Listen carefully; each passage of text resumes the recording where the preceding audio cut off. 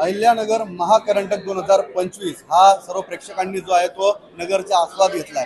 मात्र या महाकरंटक स्पर्धेमध्ये ज्या कलाकारांनी एक असा आपण म्हणतो त्याला की एक परफॉर्मन्स जो असेल किंवा त्यांचं कलेच्या प्रभुत्वावर लोकांची मनं जिंकली आणि तेच कुठेतरी प्रवीण तरडेचे परीक्षक होते त्यांनी हेरलं आणि त्यांना त्यांच्या देऊळबंद 2 या चित्रपटामध्ये सुद्धा त्यांनी काम जे आहे ते करण्याची संधी दिली। आपली चुणूक जी आहे आपल्या कला क्षेत्रात ते दाखवायची संधी दिली।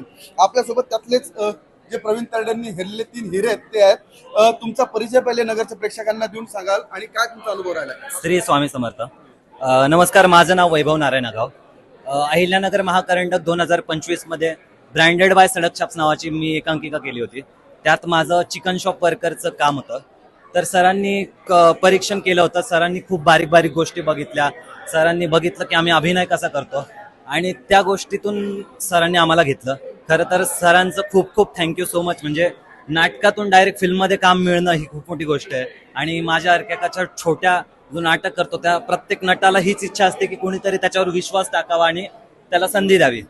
तर सरांचं खूप खूप थँक्यू सो मच आणि महाकरंडकचं खूप खूप आमच्यावर कृपा आहे असं म्हणू आणि तुमचा सपोर्ट असाच आमच्यावर राहू द्या। धन्यवाद। तुमचं नाव एकदा ओळख तुमची प्रेक्षकांना करून द्या आपल्या आणि काय तुमचा महाकरंटक 2025 चा अनुभव होता, काय नेमकं साध्य झालं? श्री स्वामी समर्थ महाराज की जय। स्वामी ओम। नमस्कार, मी ऋषिकेश मीनाक्षी वांबुरकर। 2025 चा अहिल्यानगर महाकरंटक हा माझा 12वा महाकरंटक होता। सगळ्यात पहिला सुद्धा मी केलाय आणि खूप छान। खरं तर काल झोप नाही आली, त्यालाही नाही आली, त्यालाही नाही, आम्हालाही नाही आली। खरं स्वप्नवत वाटते आणि हे सगळं जे माझ्याच एकांकिकेतला एक डायलॉग होता लालटेन 2018च्या करंटकला मी केला होता। अलका मावशी आयुष्याचं चीज झालं ग बाई, खऱ्या अर्थानं चीज झालंय त्या कष्टाचं। आणि यासाठी मी बीडीएम स्टुडिओज, विपुल महापुरुष, त्यानंतर स्वप्नील मुनोत, अहिल्यानगर महाकरंडक आणि नरेंद्र भैया या सगळ्यांचं मी खरंच खूप खूप आभार मानतो मी त्यांचा। म्हणजे आता शब्द फुटत नाहीत, फंबल व्हायला लागले।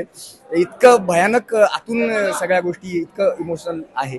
सो त्याच्यामुळे असं वाटतं की खरंच खूप भारी वाटतंय। आणि हा पवन एकदा 2 मिनिटांना ओळख करून द्या आणि तुमचा अनुभव। माझं नाव पवन वसंत पोटे, मी नगरचाच। खरं तर मी जो सरांनी प्रयोग बघितला तो प्रयोगच करणार नव्हतो आणि अचानक ठरलं की नाही बाबा आपल्याला मलाच करावा लागतोय तो प्रयोग केला। माझा शेवटचा सोलो चालू होता आणि शेवटचा सोलो चालू होता आणि परत आलो। शेवटचा सोलो चालू होता आणि माझी नजर सहज खाली गेली तर सरांच्या हातात मोबाईल दिसला मला। म्हटलं आईला आपलं नाटक गणलं राव। परीक्षकांनी मोबाईल काढला म्हणजे नाटक गणलं। पण नंतर मला प्रोडक्शन करून कॉल आला, अरे हा फोटो काढलाय नाही, हा मुलाला घेऊन या। आणि खरं तर म्हणजे महाकरंटक ही स्पर्धा मी त्या वर्षी पहिल्यांदा करत होतो। त्याआधी मी फक्त महाकरंटक बघितलं किंवा त्याला लाईट्स केल्यात। अभिनय मी पहिल्यांदा करत होतो आणि पहिल्या वेळेसच मला इतकं छान ऑपॉर्च्युनिटी भेटली। म्हणजे खरंच त्या माऊली सभागृहाचे, अहिल्यानगर महाकरंटकचे मानावे तेवढे आभार कमी आहेत। नक्कीच तुम्हाला पण तुमच्या भावी आयुष्यासाठी शुभेच्छा। खूप खूप धन्यवाद अहिल्यानगर संवाद साधल्याबद्दल।